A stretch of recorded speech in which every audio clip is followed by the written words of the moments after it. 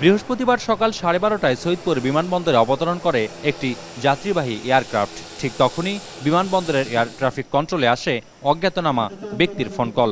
মুঠোফোন থেকে নাম পরিচয়হীন ব্যক্তি জানান বিমানটিতে রয়েছে শক্তিশালী বোমা। এরপর শুরু হয় বিমানবন্দর কর্তৃপক্ষের তৎপরতা। ডাকা হয় আইন শৃঙ্খলা বাহিনীর সদস্য। উদ্ধার তৎপরতায় যোগ দেয় সেনাবাহিনীর বোম ডিসপোজাল ইউনিট। যুক্ত হয় ফায়ার সার্ভিস ও র্যাব। একে একে নামিয়ে আনা হয় যাত্রীদের। গুরুতর আহতদের হেলিকপ্টার যোগে নেওয়া হয় হাসপাতালে। শুরু হয় বোমা নিষ্ক্রিয় করার কাজ। তবে সত্যি সত্যি নয় এই দৃশ্যপট সৈয়দপুর বিমানবন্দরে নিরাপত্তা মহড়ার। প্রথমবারের মতো সৈয়দপুর বিমানবন্দরে অনুষ্ঠিত এই নিরাপত্তা মহড়ায় যোগ দেন বেসামরিক বিমান চলাচল কর্তৃপক্ষের চেয়ারম্যান মুস্তফা মাহমুদ সিদ্দিক। পর্যবেক্ষণ করেন নিরাপত্তা কার্যক্রম।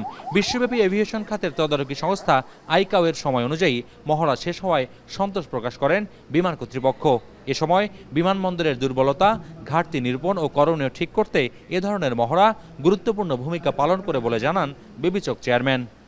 এ ধরনের মহড়া আমাদের দুর্বলতাগুলো চিহ্নিত করার পাশাপাশি সিস্টেমকে পুনর্বিবেচনা ও উন্নত করার বিষয়ে সহায়ক ভূমিকা পালন করে। আমি দৃঢ়ভাবে বিশ্বাস করি এসব উন্নয়নমূলক কার্যক্রম সম্মানিত যাত্রীদের আরও আরামদায়ক এবং মানসম্মত অভিজ্ঞতা প্রদান করবে।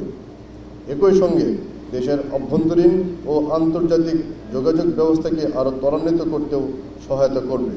এ সময় সৈয়দপুর বিমানবন্দরের রানওয়ে সম্প্রসারণ 70% শেষ হয়েছে জানিয়ে অন্যান্য উন্নয়নমূলক কার্যক্রমের অগ্রগতি তুলে ধরেন বেবিচক চেয়ারম্যান।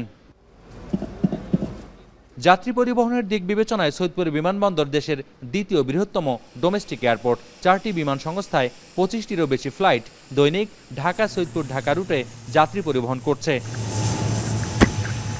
মোকাররম হোসাইন, এখন Saidpur. Colour expert, George sap এবং মাইল্ড অন হ্যান্ডস টেকনোলজি সমৃদ্ধ অরিক্স ক্রিস্টাল ওয়াশ আপনার লন্ড্রি এক্সপার্ট।